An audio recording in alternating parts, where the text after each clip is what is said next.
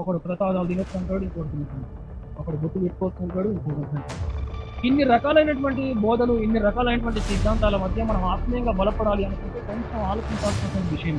నువ్వు నిజంగా వాక్యానుసారమైనటువంటి సేవకుడు అయితే, వాక్యానుసారమైనటువంటి బోధకుడు అయితే, నువ్వు ఎక్కడికి వెళ్ళినా సరే లేనిపోని డౌట్లు, లేనిపోని అనుమానాలు ఆ సంఘములో గలిబిని సృష్టించి రావద్దు. నీకు చేతనైతే నీ సంఘములో చెప్పుకోవాలి సత్యం ఏదైనా. శాస్త్రుల నీతి కంటేను, పరిచయుల నీతి కంటేను మీ నీతి అధికము కాని ఎడల మీరు పరలోక రాజ్యంలో. ఈ రెండు మార్గాల గురించి మనం జాగ్రత్తగా గమనించినట్లయితే, ఎరుకు మార్గము, విశాల మార్గం. విశాలమైనటువంటి మార్గం గురించి మనం చెప్పుకోవాలంటే, విశాలమైనటువంటి మార్గంలో నువ్వు ఎలా అయినా జీవించవచ్చు, ఎలాగైనా వెళ్ళిపోవచ్చు. దానికి పెద్దగా రూల్స్ ఉండవు, దానికి పెద్దగా ఆర్డర్ ఏమీ ఉండవు. నువ్వు ఎలాగైనా నడుచుకోవచ్చు, ఎలాగైనా జీవించవచ్చు, ఎలాగైనా ప్రవర్తించవచ్చు, నీ క్రియలు ఎలాగైనా ఉండొచ్చు. కానీ ఆ మార్గం నేను ఎక్కడికి తీసుకెళ్తుంది అంటే నాశనం వరకు తీసుకెళ్తుంది. మరొక మార్గం ఉంది, అది ఎరుకు మార్గము. కొంచెం ఇరుకుగా ఉంటుంది, ఇబ్బందిగా ఉంటుంది, అన్ని ఆజ్ఞలు పాటించాలంటే కష్టం అనిపిస్తుంది. వాక్యానుసారంగా జీవించాలంటే చాలా కష్టతరమైపోతుంది. వాక్యానుసారమైనటువంటి నిర్ణయాలు తీసుకోవాలంటే, వాక్యానుసారమైనటువంటి క్రియలు చూపించాలంటే చాలా కష్టంగా ఉంటుంది. కానీ ఆఖరిగా ఎక్కడికి తీసుకెళ్తుందంటే నిత్య జీవితానికి తీసుకెళ్తుంది. అందుకే యేసు ప్రభు అంటున్నాడు, ఇరుకు మార్గంలో ప్రవేశించాలి.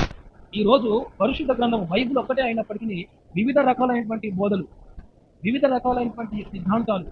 ముఖ్యమైనటువంటి కారణం ఏంటంటే హృదయంలో పుట్టినటువంటి ఒక ఆలోచన అదే సత్యము అని చెప్పేసి దాన్ని ప్రకటిస్తూ దాని గురించే వివాదాలు చేసేటువంటి వాళ్ళు వేల మందిలో కనిపిస్తారు మనకి సమాజం.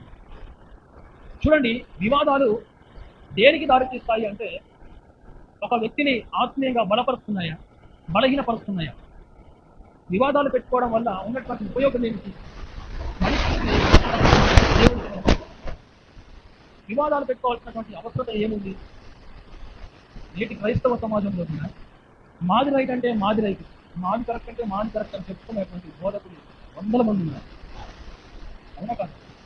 మాది రైట్ అంటే మాది రైట్. ఎవరు కూడా తమ యొక్క సొంత బోధను, అబద్ధ బోధ అని ఒప్పుకోనే ఒప్పుకోరు. ఎవరైనా ఒప్పుకుంటారా? మా బోధ అబద్ధం అని చెప్పి ఎవరు ఒప్పుకోరు.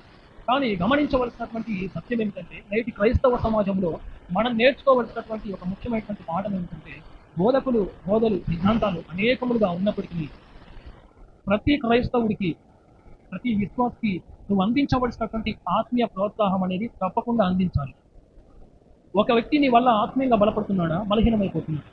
ఒక కుటుంబము ఆత్మీయంగా బలపడుతుందా, నీ వల్ల లోకంలో కలిసిపోతుందా?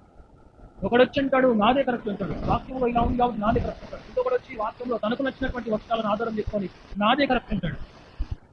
ఇన్ని రకాల సిద్ధాంతాలు, ఇన్ని రకాల బోధనలో ఏది కరెక్ట్ అని చెప్పేసి మనం నమ్మాలి? దేనిని పాటించాలి?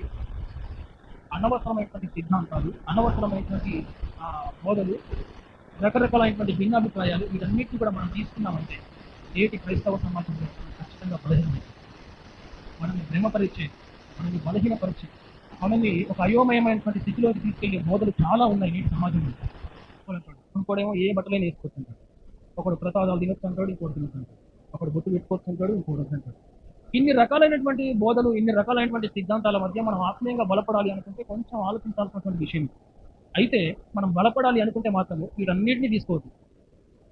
ఇవన్నీ దృష్టిలో పెట్టుకున్నామంటే మనం ఎక్కడ వేసిన గొంగడి అక్కడే ఉండిపోతుంది. మనం నేర్చుకోవాల్సినటువంటి వాటిని నేర్చుకోకుండా బలహీనమైతే మన యొక్క దృష్టి దేని మీద ఉండాలి అంటే, దేవునిలో నేను ప్రార్థన పూర్వకంగా వెళుతున్నానా లేదా, దేవుని యొక్క ఆలోచన ప్రకారంగా నేను లేదు, వాక్యానుసారంగా నేను బ్రతుకుతున్నానా లేదా, నేను తీసుకునేటువంటి నిర్ణయాలు దేవుడికి అంగీకారంగా ఉన్నాయా లేవా, నా ప్రవర్తన, నా మాట తీరు వల్ల దేవుడు సంతోషపడుతున్నాడా లేదా. ఇలాంటి మన వ్యక్తిగత ఆత్మ సంబంధమైనటువంటి విషయాల మీద కనుక మనం దృష్టి ఉంచగలిగితే తప్పకుండా ఏ బోధలు కూడా మనకి హాని చేయలేవు. చాలా రకాలైనటువంటి బోధలు ఉన్నాయి. దేవుడు అంటున్నాడు కదా, ప్రవక్తలను అందరినీ నేను పంపించలేదు, బోధకులందరినీ నేను పంపించలేదు. అసలు సమాధానమే లేనటువంటి సమయంలో సమాధానము అని చెప్పేసి నీ మధ్యకు వస్తారు, జాగ్రత్త అన్నాడు దేవుడు. అసలు నెమ్మది లేనటువంటి, ప్రేమ లేనటువంటి సమాజంలో సమాధానం అని చెప్పేసి మీ దగ్గరకు వస్తారు. కొంచెం జాగ్రత్తగా ఉండండి. జాగ్రత్తగా ఉండవలసినటువంటి అనేక విషయాల్లో ఒక విషయం ఏంటంటే, యేసు ప్రభు అంటున్నాడు అబద్ధ ప్రవక్తల గురించి కాస్త జాగ్రత్తగా ఉండండి. చూడ్డానికి ఎలా ఉంటారు? వాక్యానుసారమైనటువంటి సేవకులాగే ఉంటారు. చూడ్డానికి ఎలా ఉంటారు? పేరుకి సేవకుడే, అర్థమవుతుంది. ఎలా ఉంటారు? సేవకుడే, పాస్టర్ అంటే పాస్టరే, బోధకుడు అంటే బోధకుడే. కానీ అతను వాక్యానుసారమైనటువంటి దేవుడు పంపించినటువంటి సేవకుడా, లేదంటే తన జ్ఞానము చొప్పున ఇష్టానుసారంగా తన యొక్క ఆలోచన బట్టి వచ్చినటువంటి సేవకుడా, దేవుడు పంపిస్తే వచ్చినటువంటి వాడా, దేవుడు పంపకుండా వచ్చినటువంటి వాడా? మనం ఎలా కనిపెడతామంటే వాక్యానుసారమైనటువంటి తన బోధ వల్లనే మనం కనిపెట్టగలము. వాక్యమును ఉన్నది ఉన్నట్టుగా బోధించకుండా ఎన్ని రకాలైనటువంటి జోకులు వేసినా, ఎన్ని రకాలైనటువంటి ఆ, వాటిని ఏమంటారు, ఎన్ని రకాలైనటువంటి పిట్ట కథలు చెప్పినా, ఎన్ని రకాలైనటువంటి ఉద్రేకమైనటువంటి మాటలు మాట్లాడినా, వాక్యం లేకుండా ఎన్ని బోధలు చేసినా సరే మీరు దయచేసి తప్పకుండా వారిని గుర్తించాలి. దేవుని యొక్క వాక్యానుసారమైన సేవకులు వాక్యము ఉన్నది ఉన్నట్టుగా తప్పకుండా బోధిస్తారు. వాక్యాన్ని బోధించమని చెప్పేసి సమయం ఇస్తే ఒక సేవకుడు దాదాపు 40 నిమిషాలు జోకులు వేశాడు. అర్ధ గంట సేపు ఆ మాటలు ఈ మాటలు, ఇంట్లో వండుకునే ఆ కూరల గురించి, ఆ చికెన్ గురించి, దాని గురించి, దీని గురించి, చీరల గురించి, ఇదన్నిటి గురించి మాట్లాడాడు. లాస్ట్కి ఆమెనన్నాడు. చాలా బాధాకరమైనటువంటి విషయం. అవునా కాదు? మనము వాక్యానికి వాక్యానికి ప్రాధాన్యత ఇవ్వకపోతే ఎన్ని చేసినా సరే వాక్యానుసారమైనటువంటి బోధ కానీ కాదు. దేవుడు పంపిస్తే వచ్చినటువంటి వారు, దేవుడు వెళ్ళమంటే వచ్చినటువంటి వారు, దేవుడు ఏర్పాటు చేసుకున్నటువంటి సేవకులు వాక్యానుసారంగా ఉంటారు. వాక్యానికి మొదటి ప్రాధాన్యతనిస్తారు. హల్లెలూయా. ఇన్ని రకాలైనటువంటి సిద్ధాంతాలు, ఇన్ని రకాలైనటువంటి బోధలు రావడానికి ముఖ్యమైనటువంటి కారణం ఏంటంటే హృదయంలో వచ్చినటువంటి ఆలోచనను ఇదే నిజము అని చెప్పేసి, ఇదే సత్యం అని చెప్పేసి ప్రకటించడము, ఎవరికి వారుగా తమదే సత్యం అని చెప్పేసి అనుకోవడము. వాక్యాన్ని, బైబుల్ని ఉన్నది ఉన్నట్టుగా అర్థం చేసుకోకుండా ఇన్ని రకాలైనటువంటి బోధలు, ఇన్ని రకాలైనటువంటి అభిప్రాయాలు. అందుకే దేవుడు అంటున్నాడు కదా, కాస్త అబద్ధ ప్రవక్తల గురించి జాగ్రత్త పడండి. నేను పంపకపోయినా సరే మీ మధ్యకు వస్తారు, నేను వారిని ఏర్పరచుకోకపోయినప్పటికీ వారిని మధ్యకు వస్తారు. కాస్త ఈ విషయంలో జాగ్రత్తగా ఉండండి. ఈ నూతన సంవత్సరంలో 2025వ సంవత్సరంలో మీరు ముఖ్యంగా జాగ్రత్త పడాల్సింది ఈ విషయంలో అంటే అబద్ధ బోధకుల గురించి, అబద్ధ ప్రవక్తల గురించి కాస్త జాగ్రత్త పడండి. నేటి క్రైస్తవ సమాజంలో సమబోధే కరెక్ట్ అని చెప్పేసి ఇష్టానుసారంగా ప్రజల మీద వారి అభిప్రాయాలు రుద్దేవారు ఉన్నారు. ఎప్పుడు కూడా సిద్ధాంతాల గురించి మాట్లాడకండి. నేను దాదాపు కొన్ని వందల మందిరాలు తిరిగిన, వందల ప్రదేశాలకు వెళ్ళిన, కానీ ఎప్పుడు కూడా సిద్ధాంతం గురించి మాట్లాడలేదు.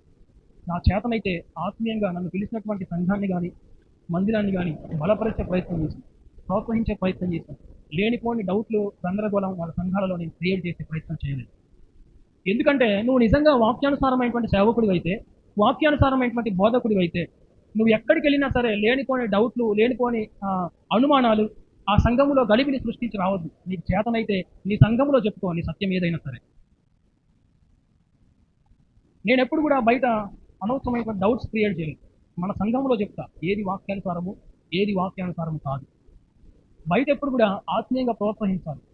ఒక ఆత్మీయ కుటుంబం ఏ విధంగా జీవించాలో ఆ విధంగా ఆత్మీయ ప్రోత్సాహం అందించాలి, సువార్తను అందించాలి. అనవసరమైనటువంటి వివాదాలు కాదు. మనం ఏ విధంగా గుర్తించుతాము నేటి క్రైస్తవ సమాజంలో అంటే వాక్యానుసారమైనటువంటి బోధన కాదా. శాస్త్రుల నీతి కంటేను, పరిచయుల నీతి కంటేను మీ నీతి అధికము కాని ఎడల మీరు పరలోక రాజ్యంలో ప్రవేశింపనేరని మీతో చెప్తున్నాను. యేసు ప్రభువు శాస్త్రులను, పరిచయులను చూసి సున్నం కొట్టినటువంటి సమాధులు అన్నారు. వారి బోధ అంటే కోపము, వారి బోధ అంటే కాస్త అసహ్యము చూపించేవాడు. అయినప్పటికీ యేసు ప్రభు అంటున్నాడు కదా, శాస్త్రుల నీతి కంటేను, పరిచయుల నీతి కంటేను మీ నీతి అధికము కాని ఎడల మీరు పరలోక రాజ్యంలో ప్రవేశించరు. శాస్త్రులు, పరిచయులు తాము నమ్మినటువంటి సిద్ధాంతం కోసం ఎంతకైనా తెగిస్తారు. తాము నమ్మినటువంటి సిద్ధాంతంలో నీతిగా ఉంటారు. భిన్నమైనటువంటి బోధ ఏది కూడా వారు అంగీకరించరు. అందుకే ఆ నీతిని దేవుడి దృష్టిలో పెట్టుకొని మీరు కూడా దేవుణ్ణి అంగీకరించే విషయంలో, క్రీస్తు యొక్క రాజ్యమును అంగీకరించే విషయంలో, దేవుని యొక్క వాక్యమును పాటించే విషయంలో నీతిగా ఉండండి. వారు ఏ విధంగా వారు నమ్మింది తప్పో ఒప్పో పక్కన పెడితే ఏ విధంగా అయితే దానికోసం ఎంత తెగింపుతో దృఢంగా ఉంటారో మీరు కూడా మీరు నమ్మినటువంటి దీనికోసము బలంగా ఉండండి. ఆ విషయంలో వారి నీతి కంటే మీ నీతి అధికముగా ఉండాలి. వాక్యానుసారమైనటువంటి జీవితమును జీవించే విషయంలో మీ నీతి అధికంగా ఉండాలి. వాక్యాన్ని హృదయానికి సంబంధించిందిగా అర్థం చేసుకునే విషయంలో మీ నీతి పరిచయుల, శాస్త్రుల నీతి కంటే అధికముగా ఉండాలి. అందుకే దేవుడు అంటున్నాడు కదా, శాస్త్రుల నీతి కంటేను, పరిచయుల నీతి కంటేను మీ నీతి అధికము కాని ఎడల మీరు పరలోక రాజ్యములో ప్రవేశింపరు. యేసు ప్రభువు జన్మించినప్పటి ఆ రోజులలో కూడా అబద్ధ బోధలు ఉన్నాయి, తప్పుడు సిద్ధాంతాలు ఉన్నాయి. కానీ దేవుడు సిద్ధాంతాలకు భిన్నముగా, వివిధ రకాలైనటువంటి బోధలకు భిన్నముగా ఒక వ్యక్తిని నశించిపోతున్నటువంటి వ్యక్తిని నిత్య జీవానికి ఎలా నడిపించాలో, ఎలా జీవించాలో, ఎలా జ్ఞానం కలిగి ఆత్మీయంగా ప్రవర్తించాలో, ఒక ఆత్మీయ జీవితం ఏ విధంగా దేవునిలో కట్టబడాలో, సంఘము దేవునిలో ఏ విధంగా కట్టబడాలో అనేకమైనటువంటి విషయాల గురించి తాను బోధించి నేర్పించాడు. సిద్ధాంతాలకు ఎప్పుడు కూడా దేవుని ప్రాధాన్యత ఇవ్వలేదు. ఈరోజు నేటి క్రైస్తవ సమాజంలో క్రైస్తవులుగా పిలువబడుతున్నటువంటి మనము కూడా నేర్చుకోవలసినటువంటి ముఖ్యమైనటువంటి పాఠం ఏమిటంటే, ఈ 2025వ సంవత్సరంలో మిమ్మల్ని మోసము చేసే, మిమ్మల్ని భ్రమపరిచే, మిమ్మల్ని తప్పుడు మార్గంలోనికి నడిపించే బోధలు, రకరకాలైనటువంటి సిద్ధాంతాలు ఎన్నో వస్తున్నాయి. కాస్త మీరు జాగ్రత్తగా ఉండండి. ఆత్మీయంగా అవన్నీ మిమ్మల్ని ప్రోత్సహిస్తున్నాయా, బలహీనపరుస్తున్నాయా? వాటి వల్ల మీరు ఆత్మీయంగా బలపడుతున్నారా, దేవునికి దగ్గరగా నడిపించబడుతున్నారా, బలహీనమైపోతున్నారా? ఒకవేళ మీరు బలహీనమైపోతున్నట్లయితే ఆ బోధనలను వెంటనే మీలో నుంచి తీసివేయండి. ఆ సిద్ధాంతాలను పక్కన పెట్టేసేయండి. మీ వ్యక్తిగత ఆత్మీయ జీవితము, ఆత్మీయ కుటుంబము ఏ విధంగా దేవునికి దగ్గరగా నడిపించాలో మొట్టమొదటిగా మీ ఏకాగ్రత, మీ దృష్టి, మీ మనస్సు దాని మీద ఉంచాలి.